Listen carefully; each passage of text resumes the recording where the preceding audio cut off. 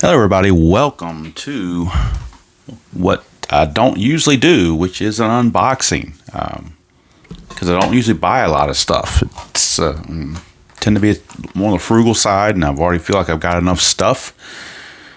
But there is a game I want to get back into that I haven't played in a while, and the components I bought for this game were about 6 years ago, so I like to get updated components. And hopefully by getting the updated components, that will get me back into the game, because it's a great game and I really love to get back into it.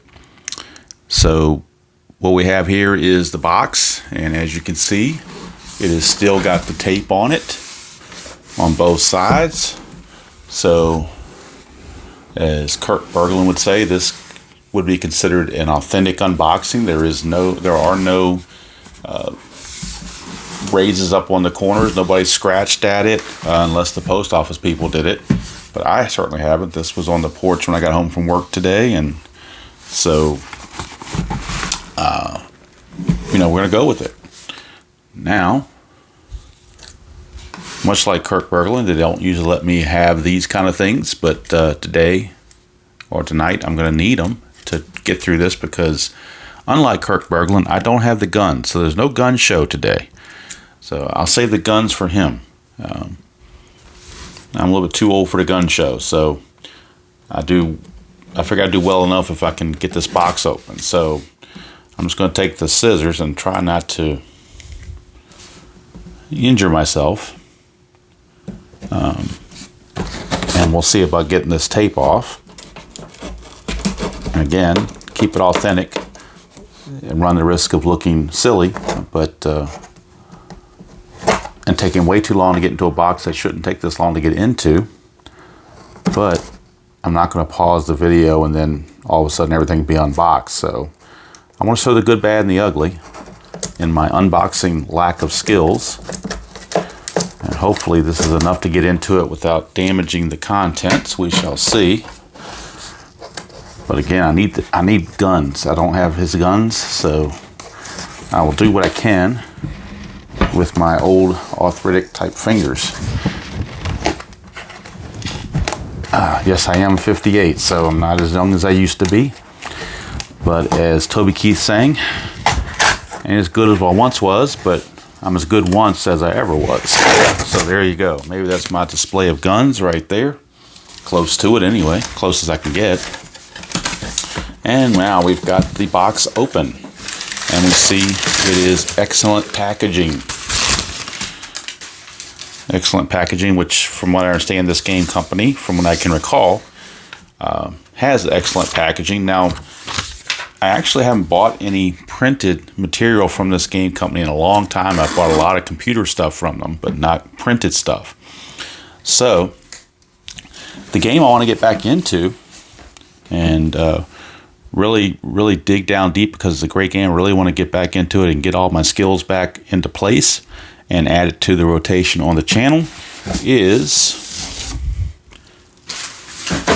this particular game right here, Replay Baseball. I have not, like I said, I haven't bought this game printed set or printed components or anything in years. I think the 2017 set was the last one I bought. And that wasn't the game components, that was just the printed set. And so you're going back a ways.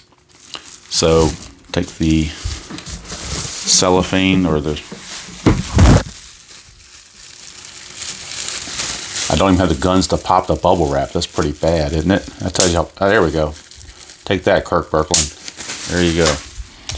Actually, he's very funny. I enjoy his unboxing videos. I actually enjoy his unboxing videos more than I do his game videos, because he's got a unique sense of humor and can make an unboxing very enjoyable. All right, so this is the new game box, and this is a one I did not have. I had an old game box, but I really like the design of this one. It just looks really nice to have on the shelf. Set it up, and it's really big and heavy and sturdy. So again, probably like the 5th unboxing in Replay Baseball, so everybody probably knows what's in here already, but humor me if you will, and we'll go through it. So we'll take this off. And we got our dice. Boy, look at the miniature dice. They used to come with bigger dice than this. I don't remember them coming with dice this small. This is really small. Really, really tiny dice. It's like the Land of Lilliputians, if you remember that. I mean, those are real small dice. Let me get my regular dice and do a comparison.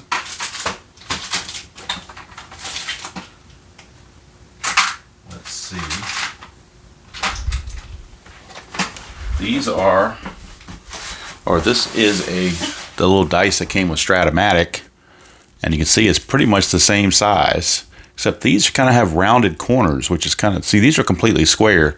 These are kind of rounded. I don't know how well it shows up on my camera, on my phone, I mean, but it's rounded. The corners look like they're kind of rounded, but the dice I typically use look like that, so definitely a significant difference in the size right there. So doubt I would use these, but as someone once said, it's always nice to have them. So there you go. That's the first part, is the dice. Now let's go to the other components of the game.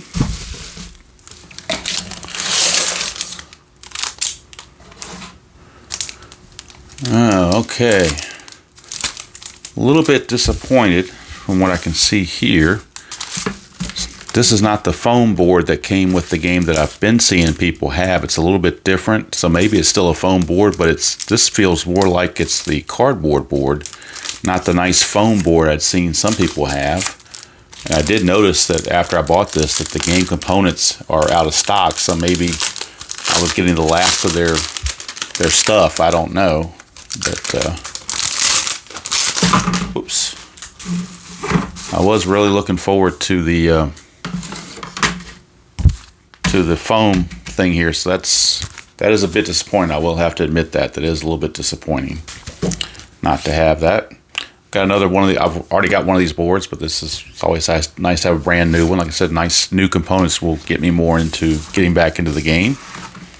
Really kind of bummed about not having the nice foam thing though. That was kind of something I was wanting, but did not come with it, unfortunately. And then we've got the Replay Baseball Rare Plays and Rules right here. So you got the Rare Plays starting right here, and I've got one of these.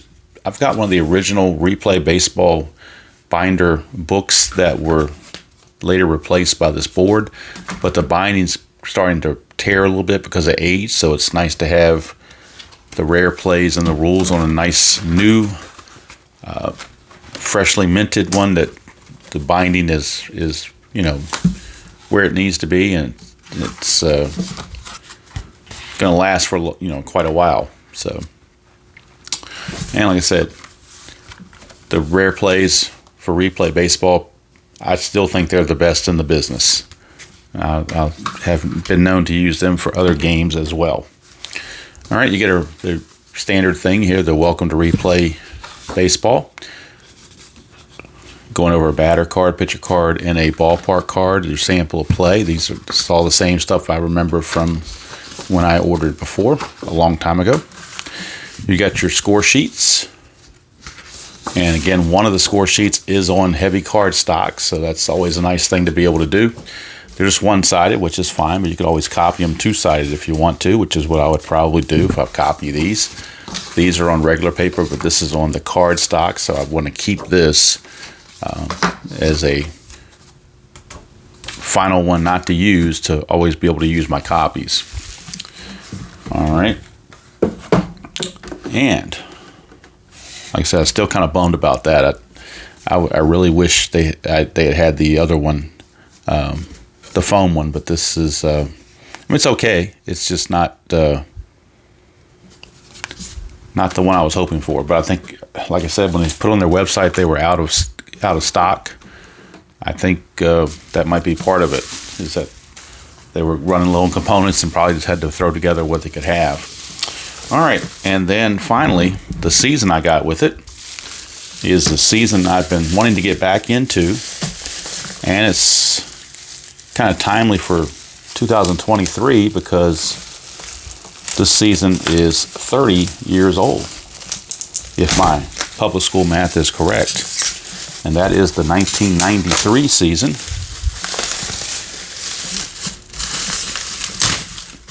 And there is your oh, okay, this is different. Not only do they have pitcher batting cards, but they're showing multi-team player cards. So that's a little bit different. I don't remember them doing that before.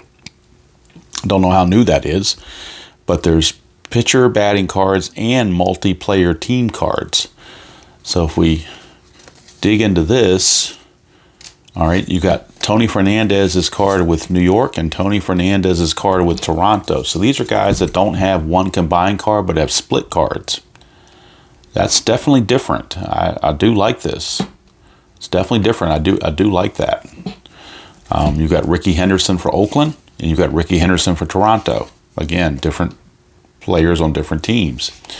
Glenn Allen Hill on his trade with the Cubs and the Cleveland, back then, Indians. He's there.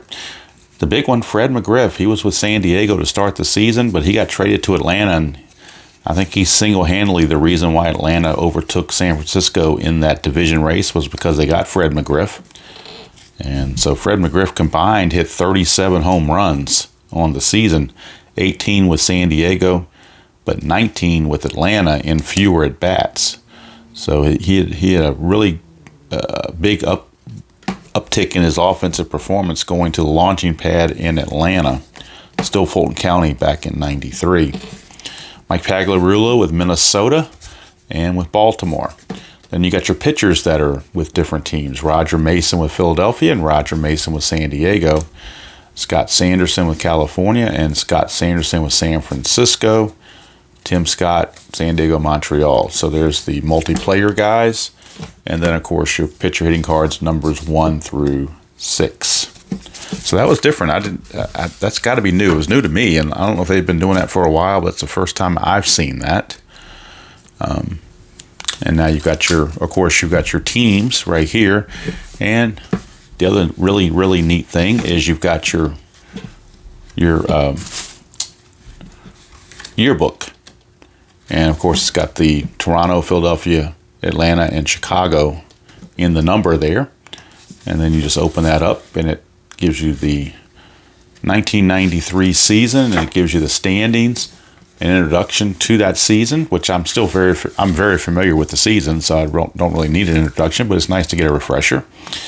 And you've got your batting leaders, and you've got the team recaps, which are always interesting because these are all done by replayers that replay the games.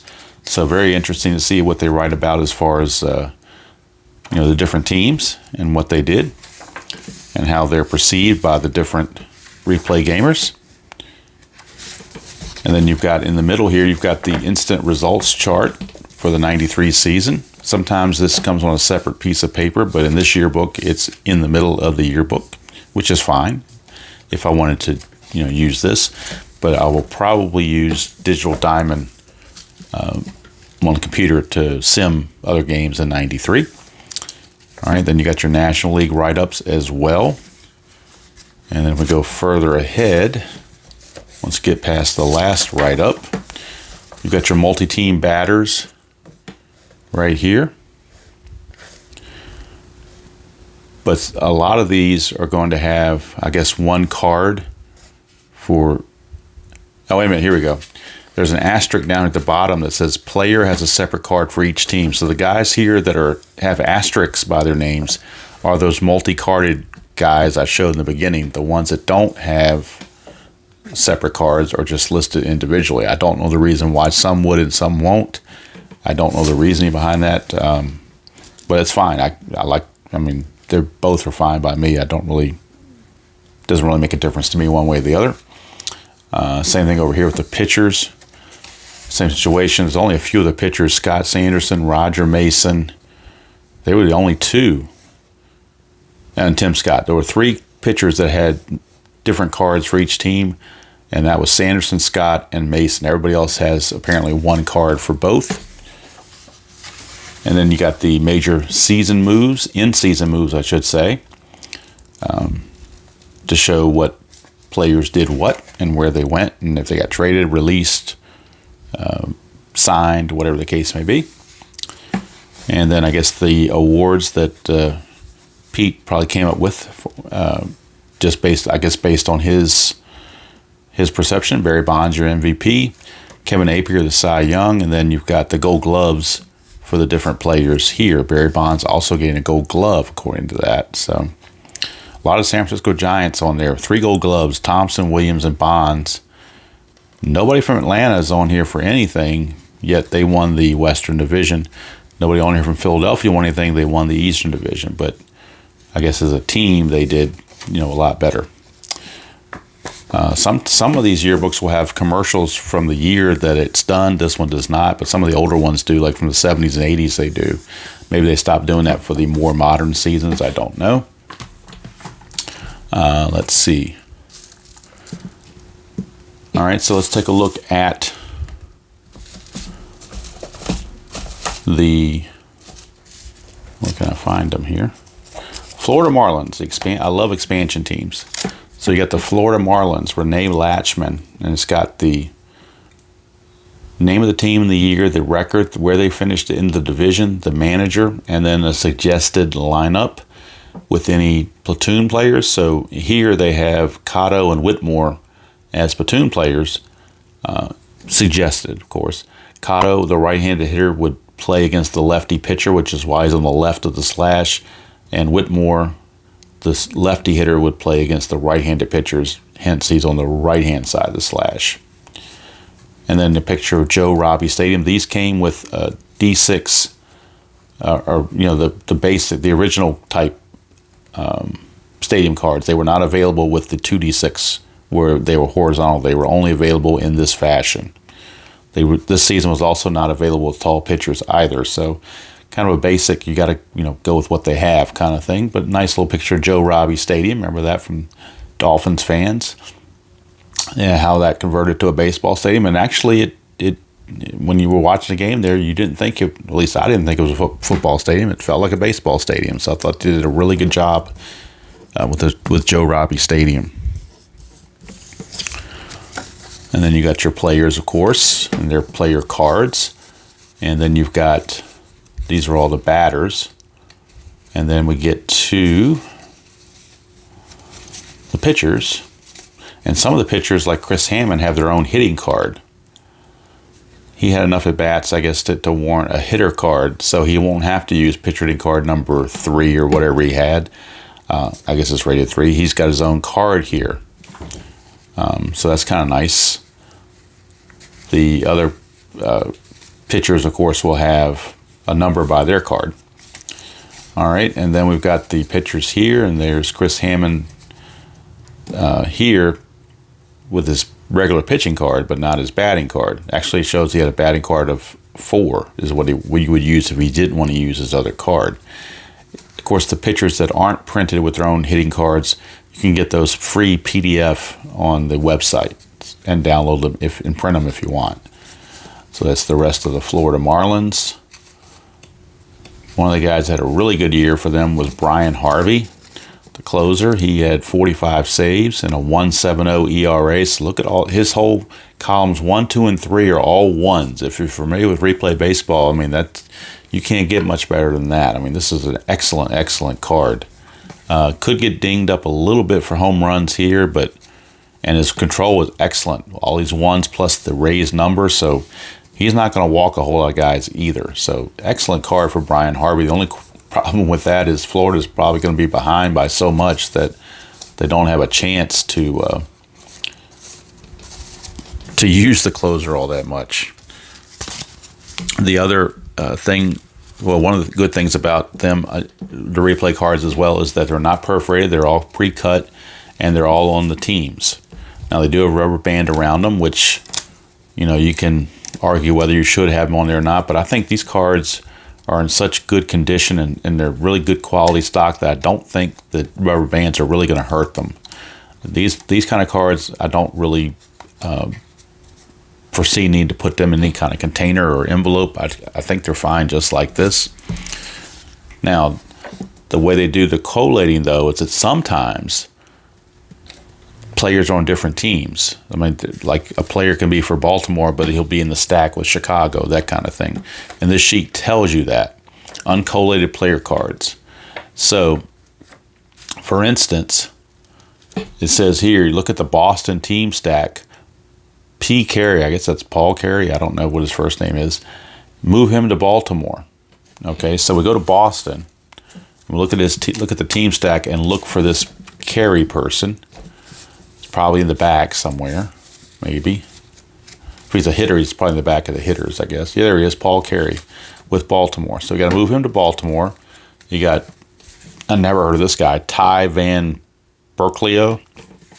It says right here, move him to California. All right, and there's also a pitcher hitting card number 1, so that goes over there. Interesting. All right, so I got to remember to move those over. Now, another neat feature in replay that they've come up with in the last couple of years is extreme splits for pitchers, where the pitchers have different ratings based on lefties and righties. Now, Danny Darwin is a righty, which is in this little pink area. So that means the top 3 rows are going to be used when he's facing a righty, and the bottom 3 when he's facing a lefty. And if you look at the numbers, especially like column 1, I mean, he's got 1-1-2 here against the righties, but 5-5-5 against the lefties. Means he strikes out the righties pretty good, but doesn't do it much at all against the lefties. And same with the hits, or number 2, I should say. So it looks like the hits are pretty even, 1-2-3, 1-2-3, but the strikeouts are definitely, column 1 and 2 are strikeout oriented, and they're definitely skewed to the right-hander's side. Control is about the same. Home runs, 2.35 versus 3.45, so slightly better against the righties. So he did, I didn't look at his numbers, but he did, according to this card, do much better against the right-handers. And, of course, there's Roger Clemens. And let's see, is there anybody else that needs to come from there? Oh, okay, when I've got from Boston, we got the pitchers. Heathcliff Slocum goes to Cleveland. So there's Heathcliff Slocum. Used to call him Heathcliff Slocum if you got him. And then Darryl Scott will go to California. So some minor collating that needs to get done. Nothing, drastic. And you just follow along with what this sheet tells you. And it will be very, very simple. And you'll have everything all lined up the way they need to be. And it says here, due to the printing cutting process of our yearbook cards, some collating of cards which appear at the back of some teams' card stacks is necessary. Below is a list of these players and the team stacks in which they appear. So somehow when how they send it off to the printer or their machine or whatever, it causes this to happen, and I don't know why, but it just does. It's every yearbook is like that, but it's a very minor, I wouldn't even call it inconvenience, just a minor adjustment to make. And it's kind of neat to do it because it gives you the first chance to look at some of these team cards and kind of get a look at them and before you get a chance to play them. I'm not sure what I'm going to do with this set yet. I don't know if I'm already doing the Payoff Pitch 2022 Yankee replay full season as well as the NBC Game of the Week. So doubtful I will do a full season with this, but certainly I may do like maybe a game here and there. I'm not really sure yet. I haven't figured it out. Just kind of tinker with it. 93 last season before the strike of 94.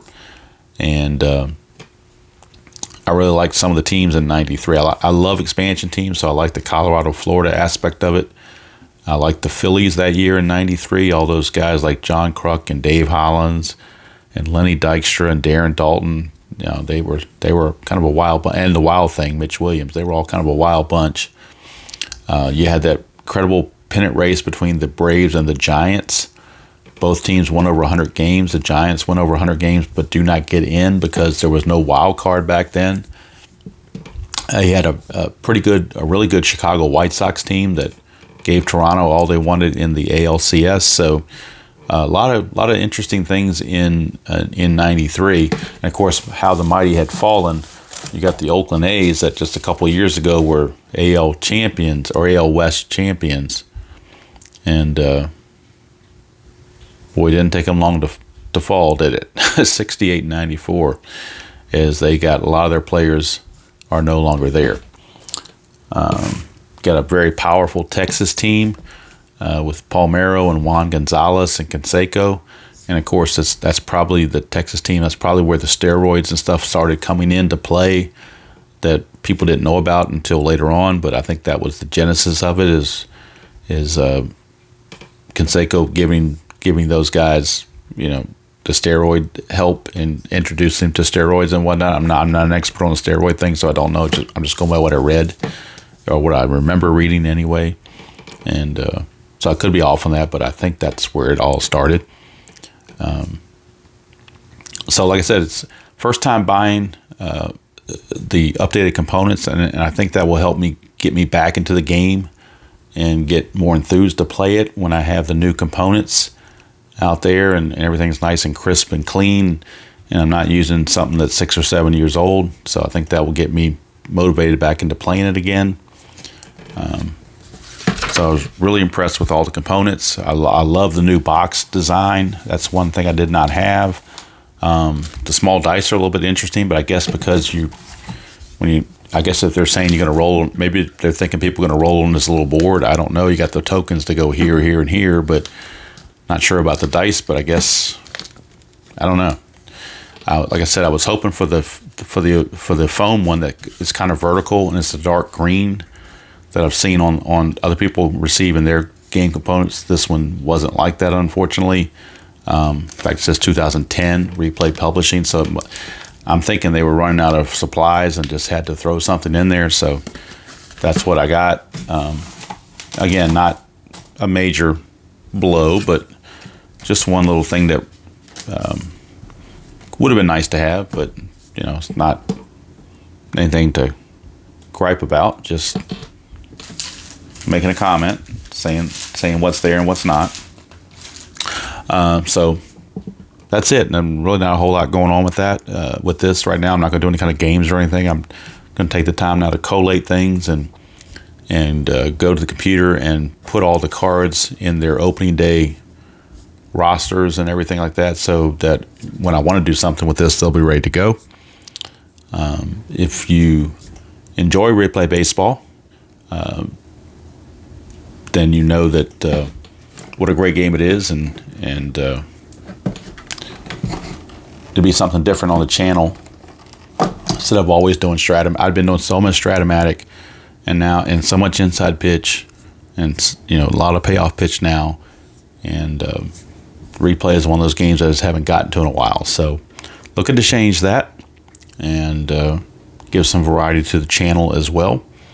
And like I said, it's a great game. It's one of the first board games I bought other than Stratomatic. I think this was the second one I bought. I think I bought this before I bought Payoff Pitch. So it's kind of like coming back home again, so to speak. I may do a updated video on what I think of the game, the game engine itself, and the pros and the cons, and things like that. Like I said, I'm not really sure what I'm going to do with it just yet. But watching other YouTube channels, people seem to like unboxings. Not sure why. I mean, they're okay to watch for me, but some people really like them, so that's why I did it. So that's going to be it from here. Next video on the channel will probably be, well, if I can, it may be the Payoff Pitch Yankee Baltimore game, or it will be on Saturday, the game of the week, NBC on Inside Pitch between the Twins and the Brewers. Or I could surprise everybody and put something out with this game. So depends on how I feel and what kind of time I have and so forth.